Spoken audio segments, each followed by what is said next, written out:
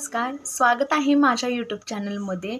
तर आज खऱ्या अर्थानं मला एका गोष्टीचा अर्थ कळाला, जो मला तुमच्यासोबत शेअर करावासा वाटतो आणि तो सर्वांना माहिती असावा असंही मला वाटते. छोट्या मुलांना नक्कीच हा प्रश्न पडतो की गणपती बाप्पाला मोदक लाल गव्हाच्या पिठाचे आवडतात की तांदळाच्या पिठाचे आवडतात. तर झालं होतं असं की 1972च्या साली महाराष्ट्रामध्ये भीषण दुष्काळ पडला होता. त्यामुळे आपल्या महाराष्ट्रामध्ये तांदळाचं पीक घेणं शक्यच नव्हतं. म्हणून बाहेरच्या देशातून लाल गहू आयात केला होता. त्यावेळेस लाल गव्हाच्या मोदकाचा नैवेद्य आपण गणपती बाप्पाला दाखवला होता. म्हणून त्यावरून एक गाणंसुद्धा काढण्यात आलं होतं.